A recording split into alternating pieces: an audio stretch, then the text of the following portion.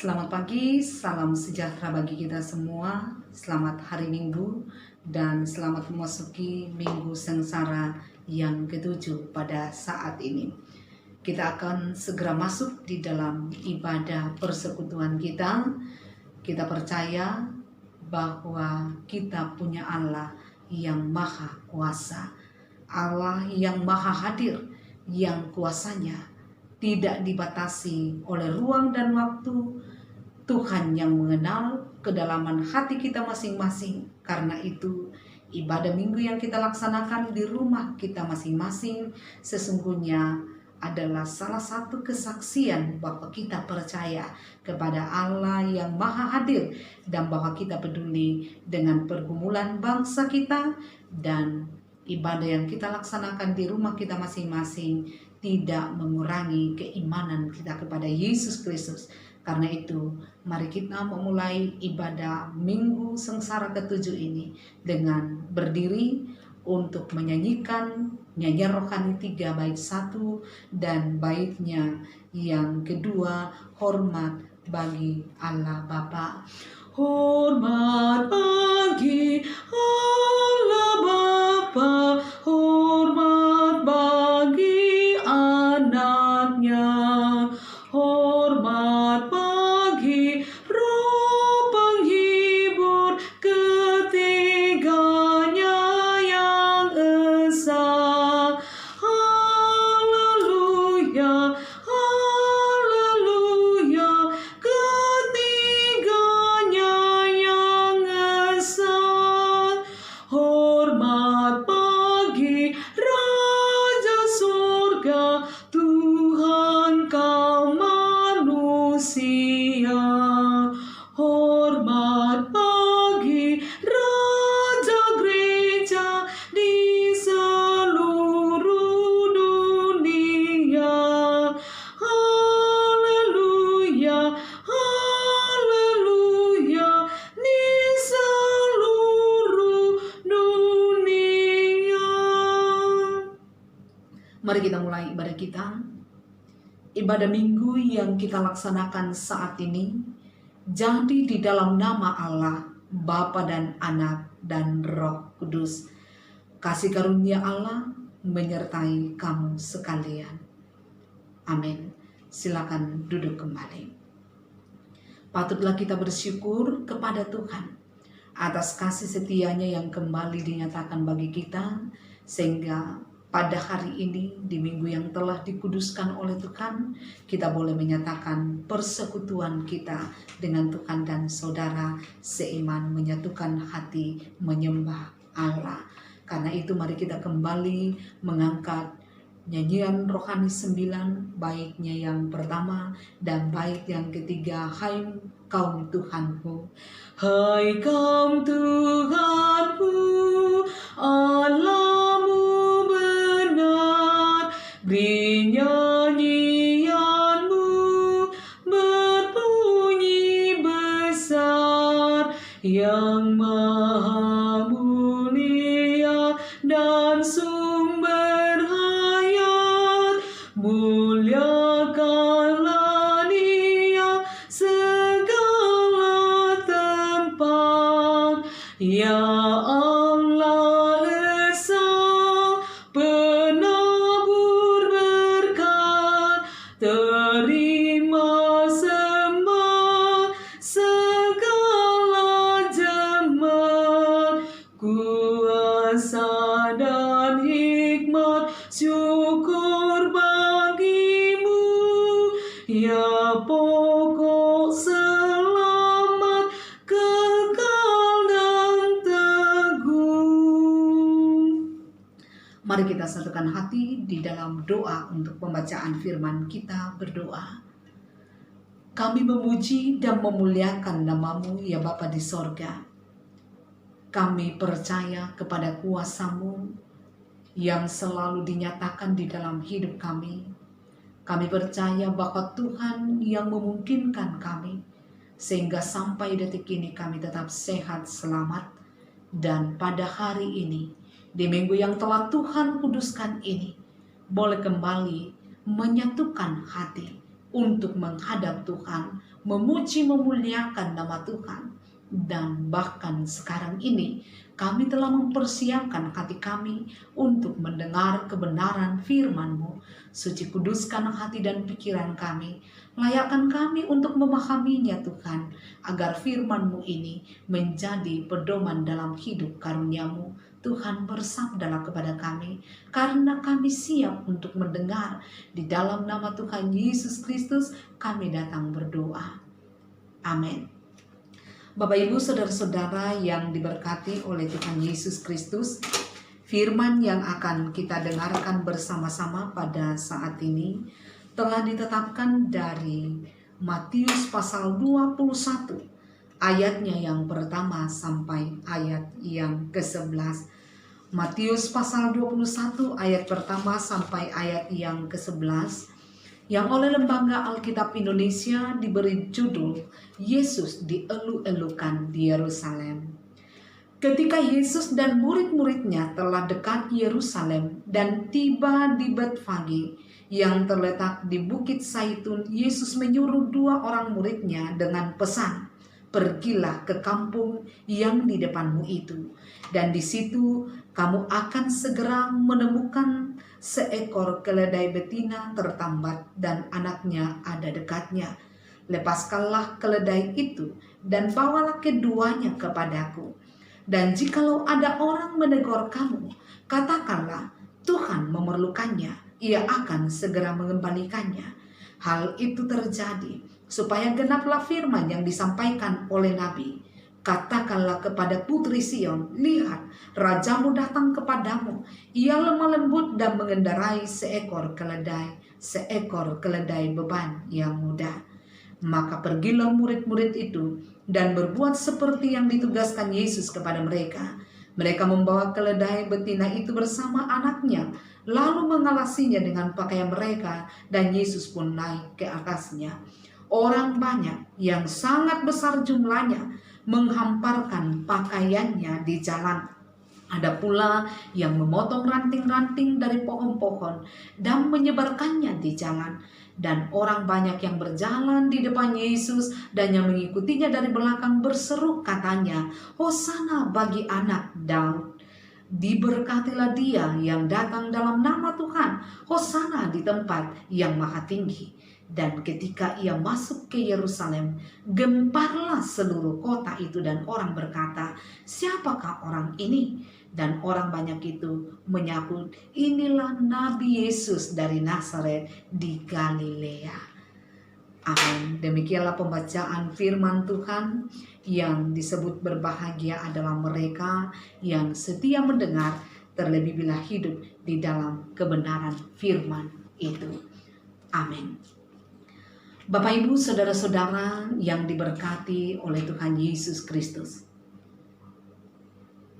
kalau ada seseorang yang muncul dan melakukan sebuah pekerjaan yang besar, yang belum pernah didengar, yang belum pernah dilihat sebelumnya, seperti membuat mujizat-mujizat, membuat orang lumpuh bisa berjalan, membuat orang yang buta tiba-tiba bisa melihat, bahkan membuat orang yang mati bisa bangkit dari kematiannya, maka pastinya orang yang mendengar akan menjadi penasaran dan ingin menyaksikan siapa yang sudah melakukan hal yang luar biasa itu. Bahkan mungkin termasuk menjadi penasaran untuk melihat orang yang sudah mengalami mujizat yang dilakukannya. Nah, saudara-saudara, perikop yang kita baca saat ini berbicara tentang sambutan yang luar biasa. Sambutan yang penuh dengan sukacita dari orang banyak di Yerusalem atas kedatangan Yesus yang saat itu datang tepat pada saat orang-orang akan merayakan Paskah. Tetapi seperti Yang saya sampaikan di awal tadi, bahwa ada banyak motivasi orang ingin melihat Yesus, termasuk yang mengelu-elukan Yesus di dalam bacaan ini. Punya motivasi yang berbeda-beda, dan inilah yang akan kita cari tahu dan sekaligus menjadi perenungan kita. Di manakah posisi kita? Di manakah posisi orang-orang yang mengikut Yesus kalau kita menyimak bacaan tadi dan membandingkan dengan peristiwa yang sama yang dicatat di dalam kitab Injil lainnya, maka kita bisa temukan bahwa paling tidak ada 3 kelompok orang yang hadir di dalam mengelu-elukan kedatangan Yesus di Yerusalem. Mari kita lihat yang pertama. Diungkapkan di dalam ayatnya yang ke-8 kita tadi, yang mengatakan bahwa orang banyak yang sangat besar jumlahnya. Jadi kelompok orang yang mengelu-elukan Yesus, yang penasaran ingin melihat Yesus, adalah orang banyak yang sedang berkumpul di Yerusalem untuk merayakan Paskah. Mereka ini rela meninggalkan pesta yang begitu besar ketika mereka mendengar Yesus hendak memasuki kota. Nah, siapakah orang banyak ini? Mereka adalah orang-orang Yahudi dari berbagai kota, bahkan dari berbagai penjuru dunia yang datang setahun sekali untuk merayakan Paskah. Selain itu, tentu saja mereka ini juga adalah penduduk Yerusalem. Nah, nama Yesus sudah tidak asing lagi bagi mereka, sebab Yesus sangat populer pada waktu itu. Apalagi setelah peristiwa membangkitkan Lazarus dari kematian. Mereka semua menyanjung Yesus setinggi langit dan membuat mereka berseru, "Hosana, diberkatilah dia yang datang dalam nama Tuhan, Raja Israel." Mereka di sini sepertinya sedang menobatkan Yesus menjadi raja dan berharap agar di kota itu Yesus mau menyatakan perang suci kepada bangsa Romawi. Mereka pikir inilah saatnya. Sebab kalau tidak sekarang, kapan lagi? Apalagi mengingat Yohanes yang pernah mengatakan cita-cita itu sekarang diletakkan di pundak Yesus, dan orang banyak sesungguhnya siap menerima perintah apa saja. Tetapi menarik bahwa Yesus tidak mengatakan sekata pun. Dia tetap tenang, dia duduk di atas keledai yang muda. Rupanya ada satu hal yang dilupakan orang banyak, termasuk murid-murid Yesus pada waktu itu, bahwa dengan menunggangi keledai saja, Yesus sebenarnya sudah sementara menjawab apa yang menjadi pertanyaan mereka. Bahwa menunggangi keledai memasuki kota adalah gambaran kesederhanaan, gambaran kedamaian yang tidak lain menjelaskan tujuan Yesus datang, yaitu mendamaikan hubungan Allah dengan umat dan sesamanya. Karena itu Yesus ternyata tidak menjawab sesuai keinginan mereka, dan seperti biasa mereka akhirnya seruan, teriakan Hosana, Hosana, tanda mereka memuliakan Yesus. Tidak lama setelah itu berlangsung, berubah menjadi teriakan, salibkan dia, salibkan dia. Tanda kebencian dan penolakan mereka kepada Yesus. Itu yang pertama. Kemudian yang kedua, ada ke-12 murid Yesus yang saat itu tentu saja berada paling dekat dengan Yesus. Mereka pastinya larut di dalam kebanggaan dan tersanjung oleh karena berada di dalam arak-arakan itu. Pikiran mereka pun pasti sejalan dengan orang banyak tadi. Bahkan mungkin ada pula di antara mereka yang mengharapkan supaya Yesus ini menerima harapan orang banyak itu, entah karena ketidakpahaman mereka pada karya keselamatan, atau memang karena mereka sedang cari jabatan. Tapi Yesus dikatakan tetap duduk dengan tenang, tidak terpengaruh dengan sanjungan, karena memang tujuan kedatangannya bukan untuk hal itu. Dan di sini Yohanes juga kitab Injil lainnya, Matius, juga mau mengingatkan, lihatlah apa yang akan dilakukan oleh ke-12 muridnya. Buktinya ada yang berkhianat, ada yang menyangkal, dan sisanya tercerai-berai meninggalkan Yesus seorang diri. Kemudian yang ketiga, kalau kita bandingkan dengan Yohanes pasal 12 ayat 18 dan ayatnya yang ke-19, saya bacakan di situ. Yohanes 12 ayat 18 dan 19 menjadi bahan perbandingan. Sebab itu orang banyak itu pergi menyongsong dia, karena mereka mendengar bahwa ia yang membuat mujizat itu. Maka kata orang-orang Farisi seorang kepada yang lain, kamu lihat sendiri bahwa kamu sama sekali tidak berhasil. Lihatlah, seluruh dunia datang mengikuti dia. Saudara-saudara, orang ketiga, kelompok ketiga yang hadir di dalam arak-arakan itu adalah orang Farisi.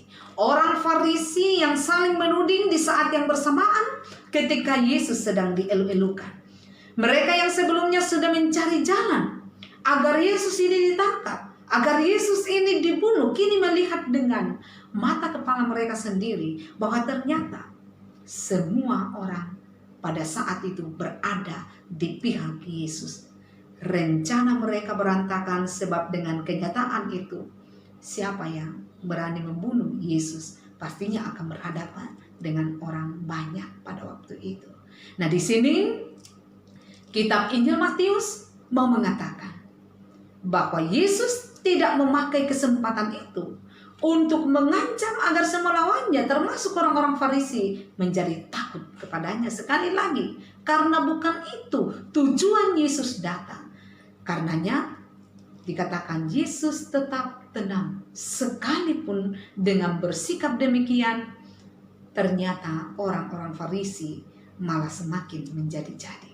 Nah, saudara-saudara, perilaku orang percaya di dalam menjalani hidup beriman kerap seperti yang dicontohkan oleh perikop kita tadi, melalui 3 kelompok manusia ini, melalui 3 kategori orang yang menyaksikan kehadiran Yesus, berapi-api di dalam memuji Tuhan, tetapi begitu mudah melupakan Tuhan. Begitu bersemangat di dalam ibadah, tetapi dalam kehidupan sehari-hari seperti kehilangan harapan, terlebih ketika muncul begitu banyak perkara yang tidak sesuai dengan keinginannya, seperti yang terjadi sekarang ini. Ada begitu banyak yang menyuarakan kasih di dalam persekutuan, tapi begitu mudah menuding dan menghakimi orang lain atau sesamanya. Beberapa saat kelihatan sangat saleh, kelihatan sangat taat, tetapi tidak lama kemudian berubah menjadi pribadi-pribadi yang jahat. Semua karena apa? Karena motivasi yang salah di dalam mengikut Yesus. Karena ketidakpahaman akan karya penyelamatan Yesus di dalam hidupnya. Saudara-saudara, seperti yang saya katakan tadi, bukankah mereka yang menyerukan dan mengelu-elukan Yesus dengan teriakan Hosana, Hosana, kemudian dalam peristiwa penangkapan Yesus mengubah teriakan mereka dengan seruan salibkan dia. Ini menjadi perenungan bagi kita. Pernahkah Yesus meminta orang mengikutinya dan menjaminkan jalanan yang mulus di dalam kehidupan mereka? Ataukah pernahkah Yesus meminta orang mengikutinya dan menjaminkan jabatan ini dan itu kepada mereka? Bukankah yang ditawarkan Yesus adalah menyangkal diri dan memikul salib? Satu hal yang ia jaminkan, pendamaian hubungan kita dengan Allah melalui pengorbanannya di atas kayu salib yang membuahkan keselamatan bagi kita yang percaya kepadanya. Karena itu, Mari Bapak Ibu saudara-saudara yang diberkati oleh Tuhan, mari kita luruskan pandangan kita. Mari kita kenali motivasi kita. Apa motivasi kita? Sehingga kita mengikuti Yesus. Apa makna pengorbanannya di dalam kehidupan kita? Setelah itu kita bisa pastikan bahwa sambutan kita atas kedatangan Kristus adalah benar-benar sambutan yang memahami makna pengorbanannya di dalam hidup kita. Sambutan yang kita berikan kepada Kristus Yesus adalah sambutan penuh sukacita dengan teriakan Hosana, Hosana, Hosana untuk selamanya.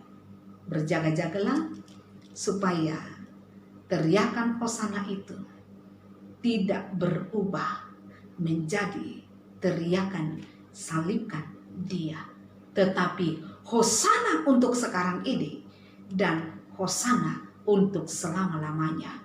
Hosana yang tidak bisa diubah lagi karena situasi yang tidak sesuai dengan keinginan kita atau harapan yang tidak sesuai dengan yang kita harapkan, itu yang kita hadapi.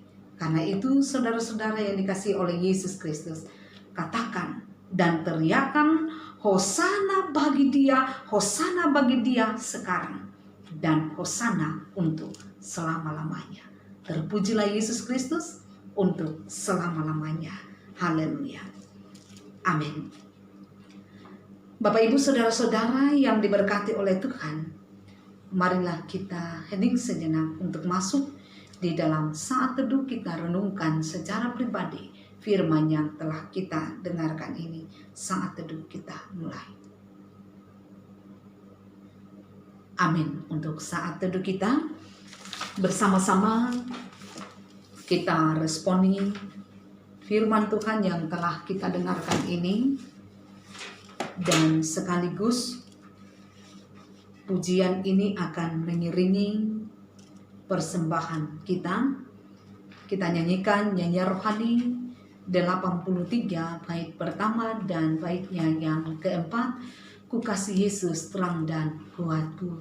Ku kasih Yesus terang dan kuatku, penghibur kalau hatiku gelisah, yang melepaskan orang dari susah. Hai jiwaku, kau puji Tuhanmu. Ku kasih Yesus rela hatiku menanggung penyuruhan dan bebannya, dan menyampaikan maksudnya kiranya,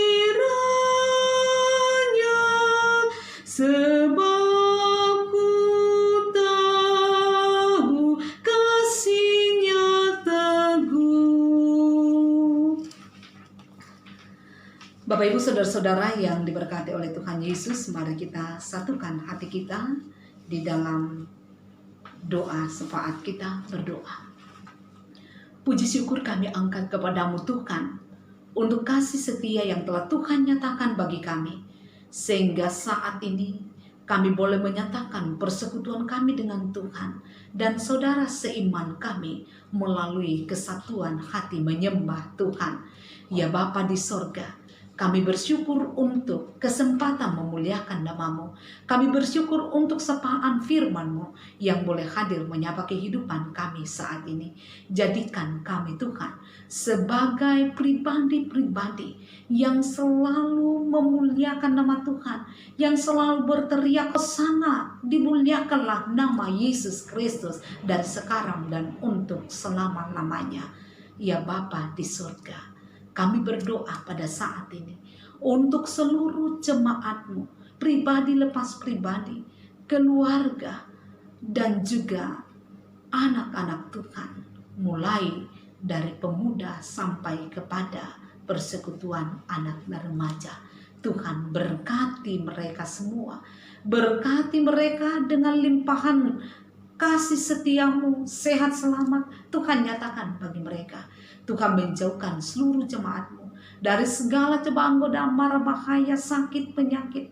Tutup bungkus semua jemaatmu dengan kuasa darahmu yang kudus yang akan meluputkan mereka dari berbagai malapetaka. Kami percaya damai sejahtera-Mu Tuhan melimpah dalam kehidupan setiap jemaatmu pribadi lepas pribadi, pekerjaan yang ditekuni jemaatmu. Biarlah kiranya Tuhan memberkatinya sehingga menghadirkan sukacita bagi mereka.